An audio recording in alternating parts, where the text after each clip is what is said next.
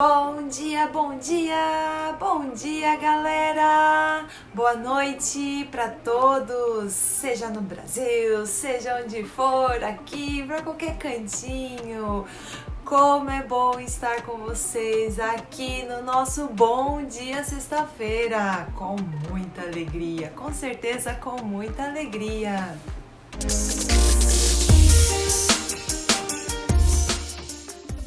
Galera, hoje estaremos falando um pouquinho sobre nossos filhos serem bilíngues. Muito bem, porque aqui no Japão viemos do Brasil, a nossa nacionalidade é brasileira, nossos filhos, alguns nasceram no Brasil, outros nasceram aqui no Japão, não é mesmo?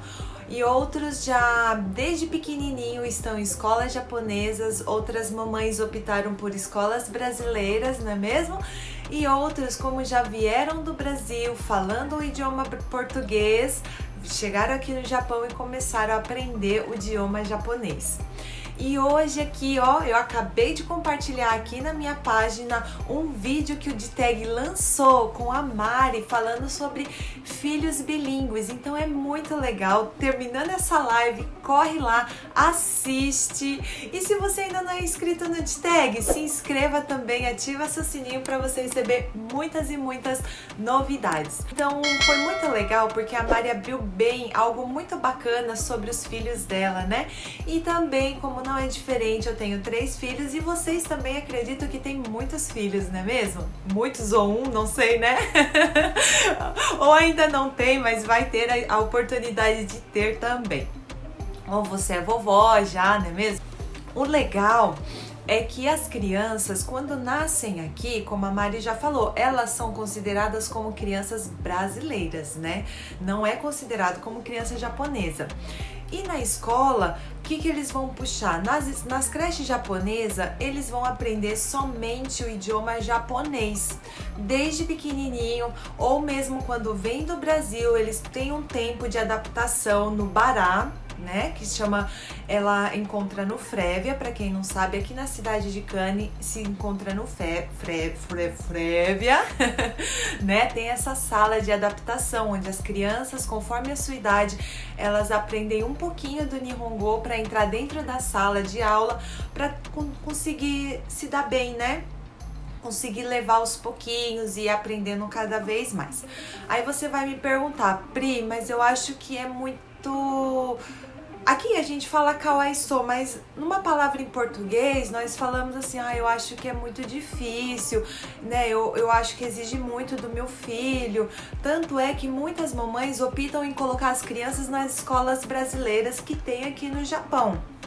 Né? Cada mamãe, cada família vai optar, vai escolher pelo que é o melhor para o seu filho. Mas hoje eu queria trazer um pouquinho mais, abrindo mais esse leque, a oportunidade que nós temos de deixar nossos filhos serem bilíngues, galera. É muito rica essa oportunidade, não é mesmo? Por o futuro deles, eles vão estar construindo oportunidades melhores. Olha que bacana, eles aprenderem japonês, já terem a língua materna, que é o português, e muitas criancinhas que nós temos contatos, eles aprendem até mesmo o inglês, né? E vocês vão perguntar, Pri, mas que loucura, a criança falando 3 idiomas, até 4 idiomas, porque também temos os filipinos, então eles também têm a língua deles, não é mesmo? E eu vou te falar uma coisa, não é loucura, não estamos doidos não. A criança, por sua vez, ela até uns 7 a 10 anos, ela tem a capacidade de aprender 10 idiomas de uma só vez, galera. Isso é muito real, tá bom? Então não se preocupe. As crianças de início, elas podem sim ter um atraso em fala, ter um atraso em completar frases, misturar o português com o japonês. Isso é muito normal, tá bom? Mas às vezes os papais falam, não, então eu vou decidir falar só em Nihongo em casa. porque daí vai ser mais fácil para o meu filho. Lembra que na live passada nós falamos que as crianças elas aprendem com muita simplicidade e sem colocar barreira? Então não vamos ser nós papais a colocar barreira para os nossos filhos, não é mesmo? Então vamos lá, vou contar um pouquinho das experiências que eu tive e vocês vão ver como é bem bacana isso. Os meus dois filhos, né, o Andrew e o Dani, quando entraram na creche, eu só falava em português aqui em casa.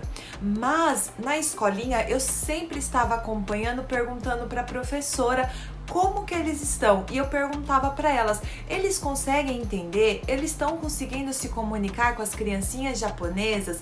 Eles estão entendendo a professora quando você fala algo, quando você instrui algo, eles conseguem fazer? E a professora falou, sim, mama, ele consegue, porque é que elas falam mama, tá? É de mamãe. Sim, ele consegue sim.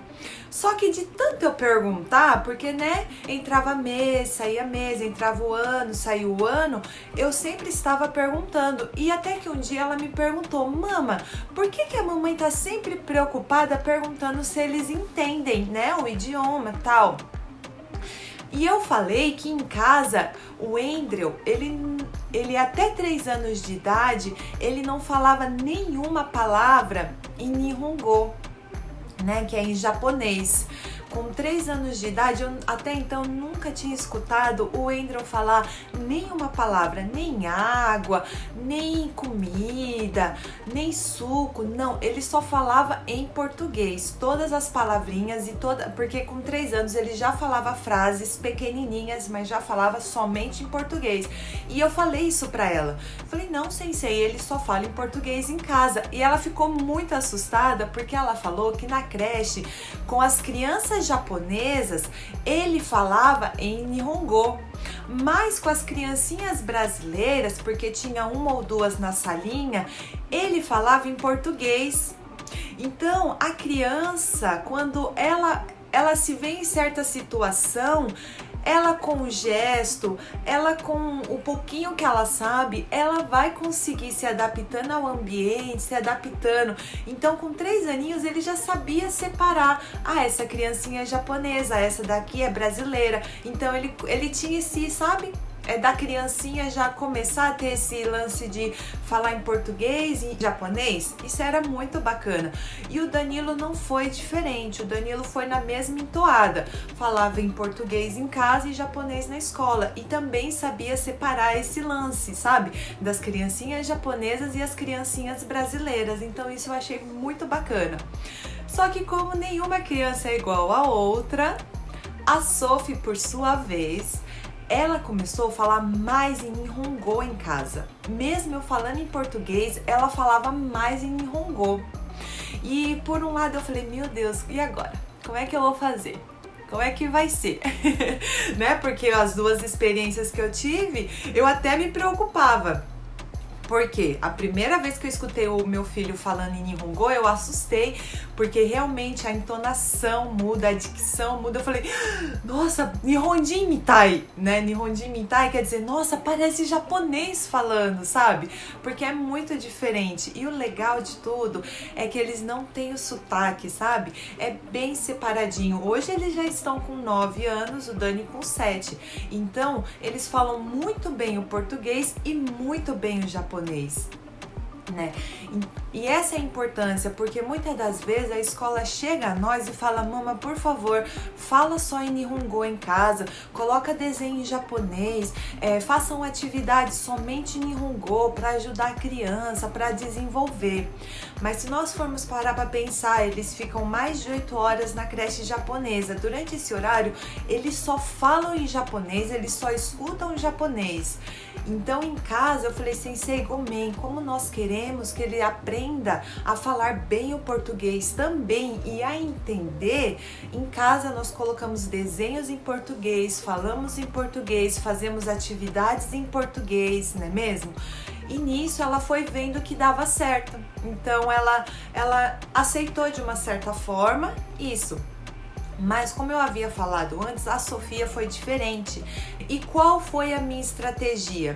Foi falar em Nihongo com ela? Não! Então tá aqui uma bela dica para você, mamãe, que eu vou deixar aqui. O que eu fiz? Ela chegava em mim e falava Mizu, Mizu. Mizu é água. Então, o que eu fazia? Ela tinha 1 aninho e meio para 2. Eu pegava, eu mostrava água para ela e falava, você quer água? Ela, Mizu. Eu falei, você quer água? Água, água. Aí ela começou a pronunciar água, só que do jeitinho de bebê, né? Aí então, como eu comecei a trabalhar com ela dessa forma, por exemplo, morango, ela falava Ichigo. Aí eu falava, você quer morango. Então eu mostrava o morango e falava morango, né? Morango. Falava com calma e ela ia entendendo. Então aos pouquinhos ela foi. Então tudo que ela vinha falar comigo, eu traduzia em português para ela e ela então começou a falar tanto português quanto japonês, mas demorou um pouco. Ela puxou muitas palavras. As primeiras frases dela foi um exemplo. Ela falava assim, pantabetai, mamã, pantabetai, quer dizer, eu quero comer pão. Então eu falava, você quer comer pão, você quer pão, né? Então nisso ela foi se adaptando, né? Então essa importância é muito importante, nós papais não desistirmos e não colocarmos barreira para os nossos filhos aprenderem, né?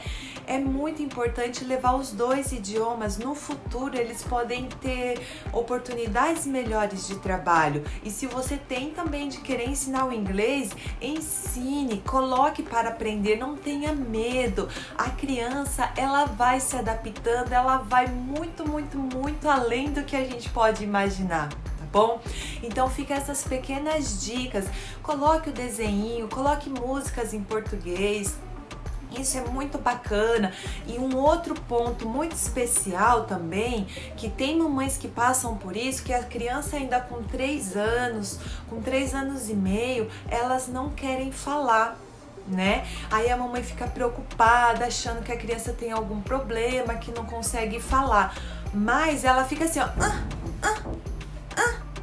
Aí ela aponta, tipo, ela quer água, ela fica apontando, soltando algum som. Aí a mamãe vai e simplesmente dá a água.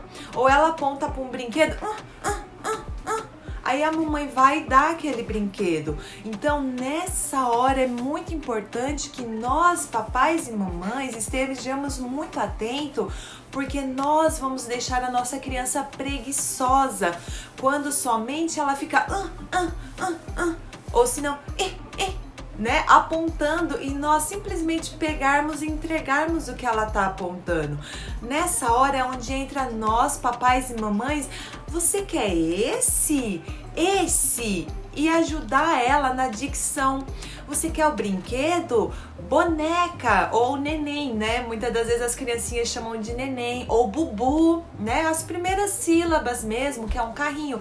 Bubu, você quer o bubu? Sabe? Então cabe a nós estarmos direcionando a fala da criança, instruindo, ajudando ela, incentivando ela a estar falando, nem que sejam pequenas sílabas, pequenas palavrinhas, não é mesmo?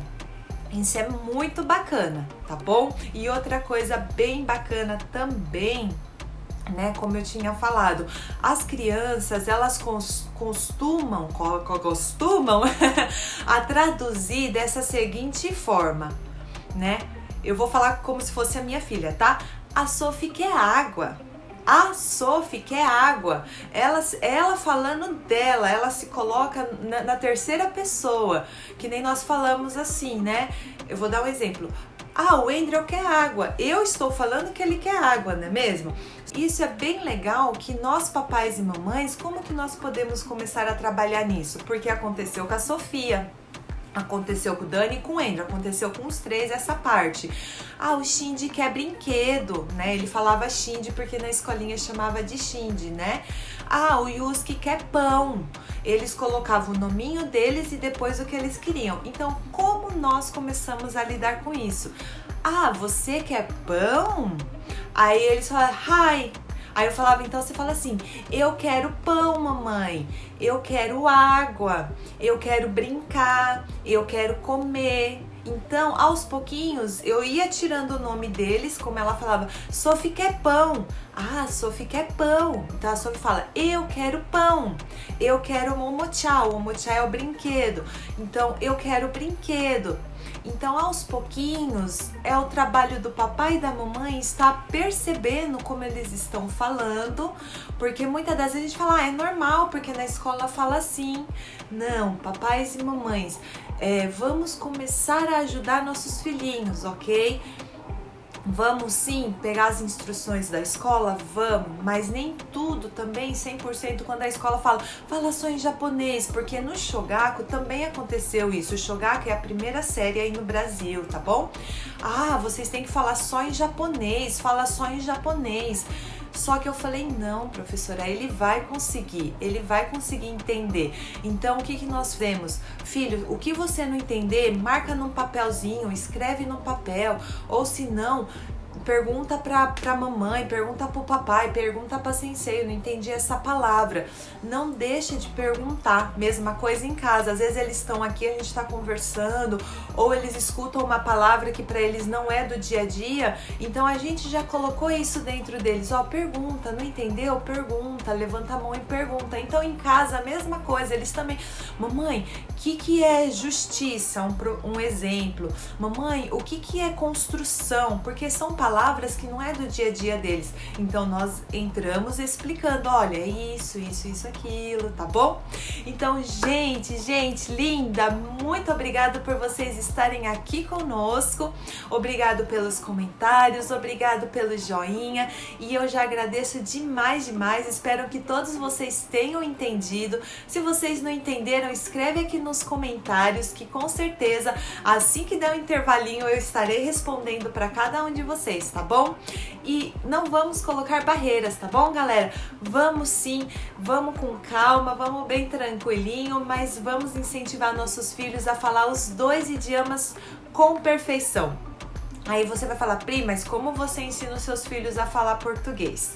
Como você ensina eles a escreverem e lerem?